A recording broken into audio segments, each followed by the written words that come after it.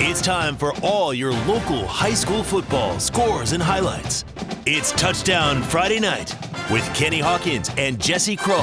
Sponsored locally by Champion Chevrolet, Holston Medical Group, and Kubota of Kingsport. It's Touchdown Friday Night.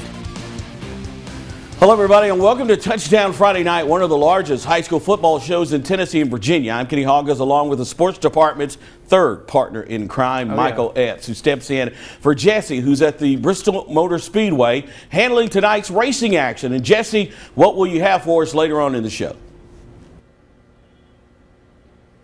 Kenny was truly incredible. I'm going to be honest with you. Chase Briscoe, he hasn't had a lot of success at Bristol. He's had some. You know, it was just one of those things where he wanted to get over the mountaintop. You know, he's had 2 second-place finishes. He had to keep on going with it. He had to just keep on racing, keep on trucking hard. And, it looked like he wasn't going to get that victory, but he came from behind, nabbed the checkered flag, and he was very excited about that when we're actually going to hear from him later coming up in sports.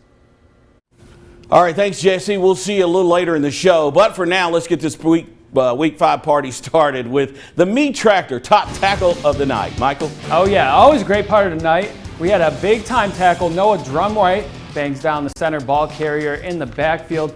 Big time tackle from Noah Drumright. We talked to him earlier in the week. He was pumped up for this matchup. You know they all were in the final matchup, regular season at least, between these two schools. But that is the meat tractor top tackle of the night. Kenny?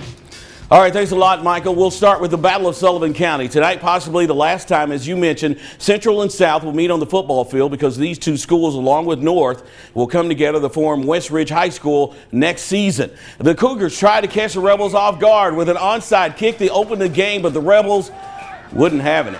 They would recover. 3 plays later, Ethan Bergeron fakes out everyone, including our cameraman.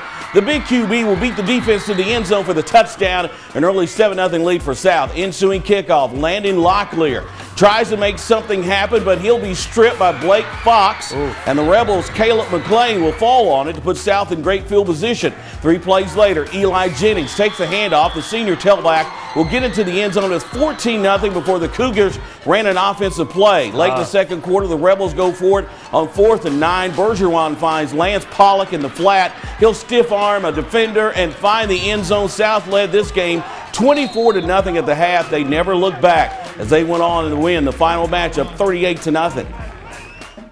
We showed up ready to play. We were mentally prepared. We made some mistakes, but we blocked well and we were able to make up for it. It's a good win for us. Way to close out this old rivalry. Moving into Westridge next year, it's good to see that we got some good people coming in for Westridge next year. These guys have played against each other since they were little kids, so this is a rivalry. And now we got to put that behind us because whatever happens, they're going to be together, and we still got to finish season to finish out. That's a good football team they've got over there, and I know they'll regroup and come back.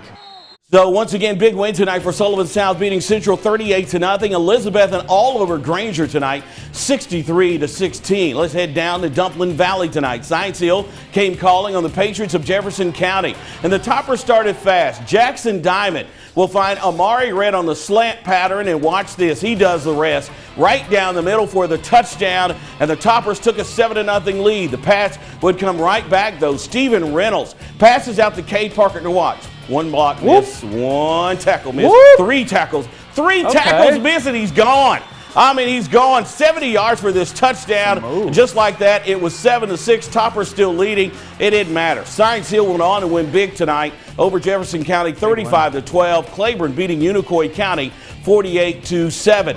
Tennessee High was senior night for the Canes at Morristown East. They played Tennessee High tonight. Early on, Tennessee High's Isaiah Smith takes a handoff outside, gallops into the end zone for the first points of the night. After their defense forced a fumble, Tennessee High takes advantage of good field position. Steven Johnson finds Smith through the air, putting the Vikings on top by 2 scores. Morristown East would continue to struggle. Late in the first half, the Vikings once again found themselves in the red zone. Le'Veon Montgomery finishes the tough run in for another touchdown. Tennessee High goes on to win big tonight over Morristown. That final 45-20. Michael? Thanks a lot, Kenny. Big time game in Volunteer with a brand new artificial turf. You love to see they just got that finished over the weekend, and they're taking on a Cherokee team that has not been able to get any offense going recently. Couldn't again tonight. Big time sack from the Volunteer defense. Jesse McMillan, first-year coach, is liking that. Volunteer on offense now. Barrett, good quarterback for Volunteer. He finds his man in the end zone for the opening score in the second quarter to make it 7-0. Barrett and Salyers, they've been combining for touchdowns all year long. They got another field goal right before halftime to make it 10-0. Going into the second half, still no points in the third quarter, but finally, player of the week, Cameron Johnson, comes up clutch. Wow. He couldn't get any first downs going in the first half, but he gets a big-time score to put the dagger in. It's 16-0. That's the score. That would be the final. The Battle of Hawkins County goes to Volunteer for the first time since 2007. That's why you take the job, stuff like that. That's what it's all about. Because those kids, you know, I mean, I'm their fourth head coach in 4 years. And they've been through a lot. It's as intense as anything I've ever been around, you know, as a player or a coach. It's nuts. Oh, this is the best feeling in the world. Coming in here, you know, we struggled a little bit first 2 weeks. Last week we got the win and got our confidence back to better. And we came out to play today. This is very big to our seniors. You know, we ain't beat them 13 years. We came to play today, and you can see that on the scoreboard. What a way to break in a new field, right, Kenny? Yeah, get the win, 16-0 over Cherokee. And also Farragut taking down Morristown West, 45-14. In Bloomingdale tonight, the Golden Raiders back on the football field hosting South Greene. Raiders took advantage of the Rebels' mistakes early on in the first quarter when Isaiah Parker finds his receiver Aiden Wills waiting in the end zone for the first strike of the night. Big time catch right there, but that was the Rebels' wake-up call. We know this team's undefeated. Quarterback Luke Myers finished off an impressive drive with this score. We know he can make plays with his feet.